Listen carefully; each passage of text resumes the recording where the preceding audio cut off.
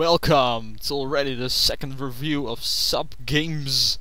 This is Driver San Francisco, and as you can see, the map of this game is quite large.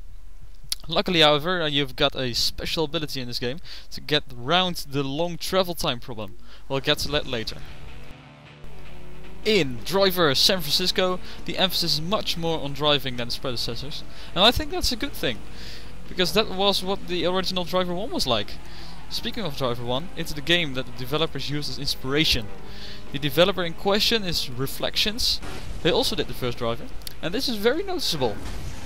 Hi, brother. So, what's going on?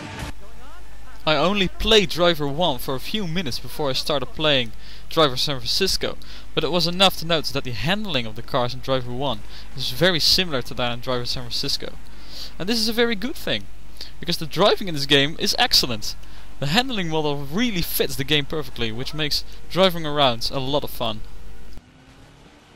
Driver San Francisco takes place in Los Angeles. No, ha ha ha, of course not. It takes place in San Francisco. And you play as Tanner from Driver 1, 2 and 3, I believe. And at the very beginning of the game, well, he gets into a coma. In this coma, he sort of dreams he can shift instantaneously to somebody else's body and then control that body as well. It's called Shift, this feature, and it works really well. It's not a gimmicky thing. Actually, the game is built around this feature. The game sort of expects you to use it, but you don't have to. So you can actually play through the story without shifting once, and that's pretty impressive. I think you can make it a choice yourself. Here's a look at the garage menu screen. There are numerous garages spread throughout the map of San Francisco. Here you can buy vehicles and upgrades, and vehicles are of course very useful. You have to do some high-speed challenges, and these challenges are important because you have to you can earn willpower through these missions and challenges. Also, you earn willpower by doing drifts and jumps and stuff like that when you are driving around in the city, just free roaming. Which you can do actually in this game. I forgot to tell that, I think. You can actually just free roam all the time, and you will unlock different parts of the city, like GTA, when you make progress in the game. To buy vehicles and upgrades, you will need willpower. You can basically see willpower as the in-game money, of course, and it really works very well. It's not just one of those games where you always have too much money, so it's actually not very hard to buy things, or that you never have enough of it. It's very balanced. Oh, that was sweet.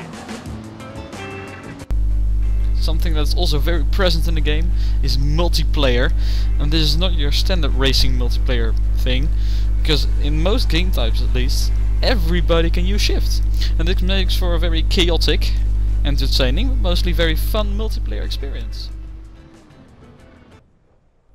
I don't have any footage of the multiplayer, but what I can say, I recommend at least trying out multiplayer by downloading the demo from Xbox Live.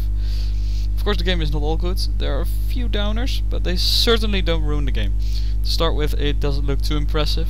The car models look good, but not groundbreaking. They have a very good damage model though. The city can look a bit under-detailed, but it's understandable seeing the size of the city because it's absolutely massive. Secondly, the controls of shift can be a bit clumsy at times, but it's only really sometimes, so most of the time it just works perfectly.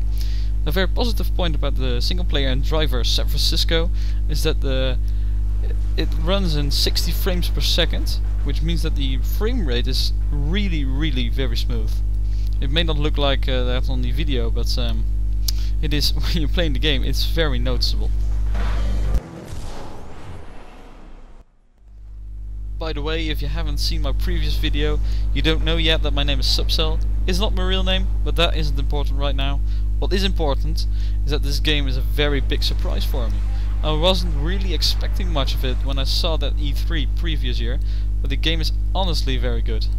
And the shift mechanic means that not only racing fans can enjoy this game, but that also non-gamers or people that mostly play first-person shooters will certainly have some kicks and fun when playing Driver San Francisco.